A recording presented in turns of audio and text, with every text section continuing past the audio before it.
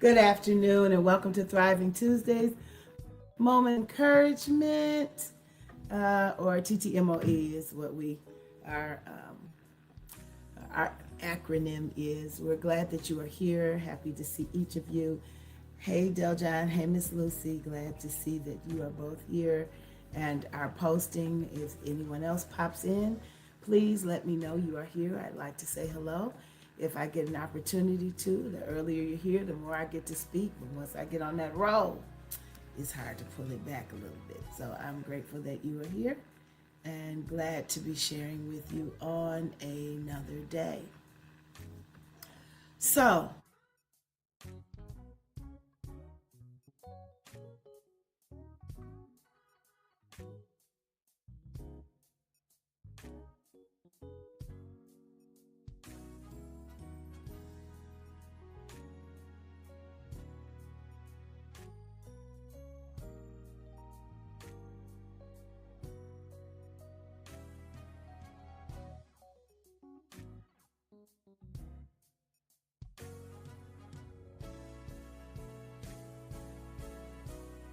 come on back, come on back. All right, we're back.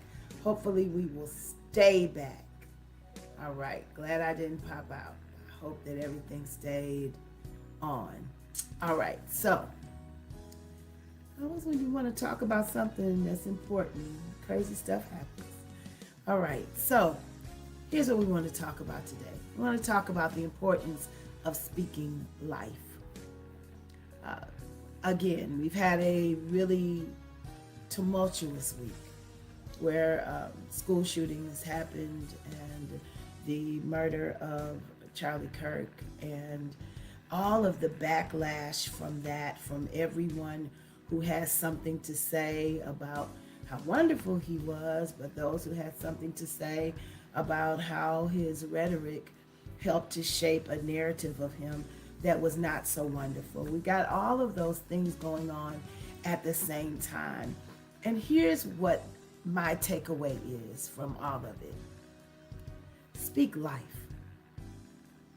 When we speak life, we don't have to worry about whether our rhetoric is misconstrued or misunderstood. When we speak life, when we do not degrade people and denigrate and vilify people, then we don't have to worry about vilification coming back our way. We don't have to worry about having to feel like you've got to defend someone whom you might have thought had some validity to what they were saying when they were not speaking life. You know, I've got my own personal feelings about all of this, and this platform is not always the place for all of my personal feelings.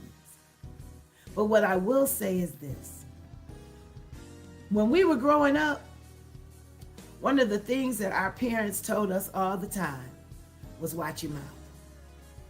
Watch your mouth.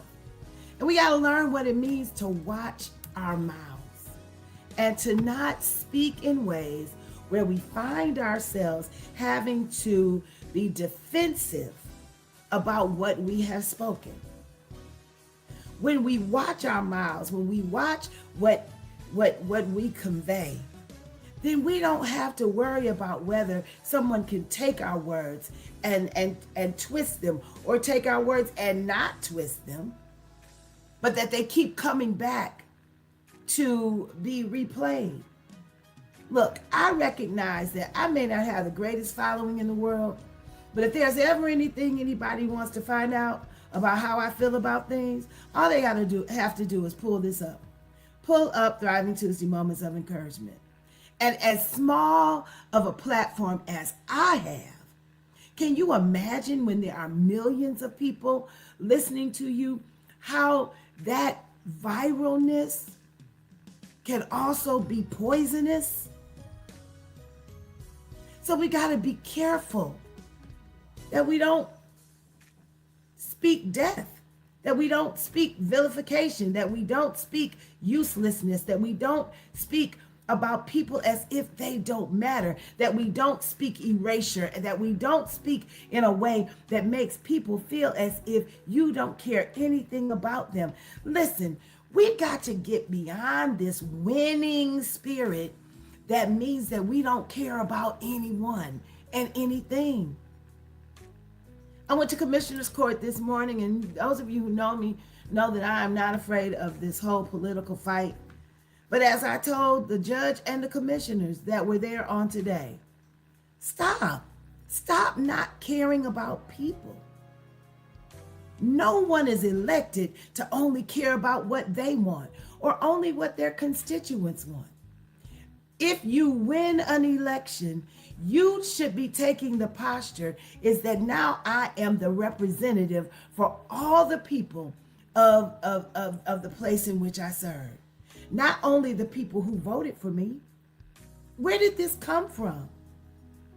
We've got to get back, or I hope finally, to a place where we understand that when we have a responsibility, we have a responsibility to all of the persons that are involved in it.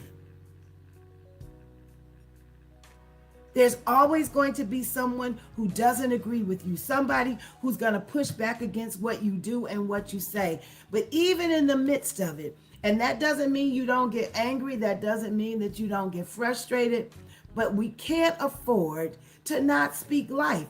If you're not going to speak life, just hush. Hush. Hush. Be still. Let God work on you for a minute. But you can't profess to know Christ. You can't profess to walk a life of faith and then be absolutely horrendous to people who make up the humanity of the world we live in. What are we doing? So my encouragement to you today is speak life. Know that power of life and death, Proverbs 18:21, is very, very true. The power of life and death is in this tongue. That whole series of verses talks about the danger of this small member in your body. That when we speak, when we do not speak life, we also project what we speak. If we speak death, we project death. If we speak evil, we project evil. If we speak unconcerned, we project unconcern. And every time we call somebody a name, guess what? We project that same spirit on ourselves. So when people retaliate, we shouldn't be surprised. And we got to be careful that we don't compare apples and oranges when we look at people and their characters. If one person is speaking truth, but also lifting and bringing together, that's one thing.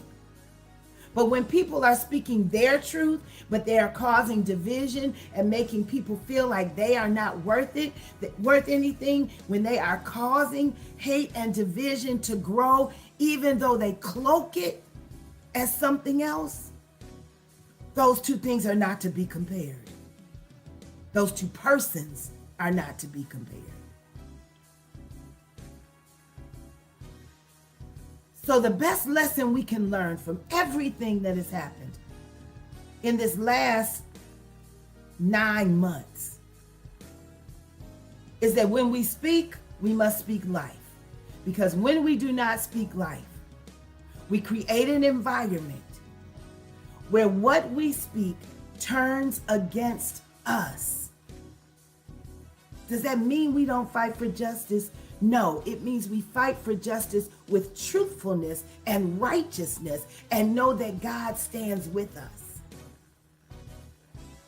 But when our truth is to make others feel less, that is antithetical to the call of Christ. That is antithetical to what Christ said we should be for one another. And I don't care which religion you're in, that when we speak against another, we set in motion what happens to us when we talk in ways that have to come back and boomerang and ricochet. Does anyone deserve to die that way? I don't believe so.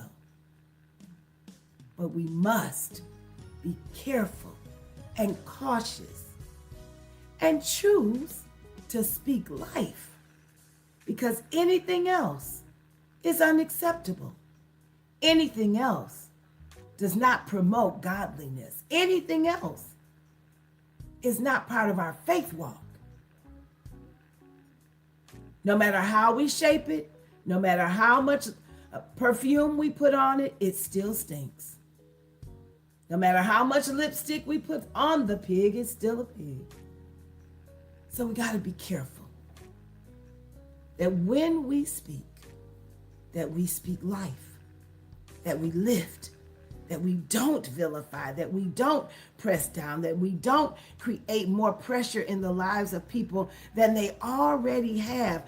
We've got to speak life. Even when we've got to make difficult choices, we still need to speak life as we do them, so that when it turns around, when people come back and have something to say, the one thing that they can say unequivocally is nothing said was vilifying, nothing that was said that was demeaning, nothing that was said was condescending, nothing that was said was meant to hurt.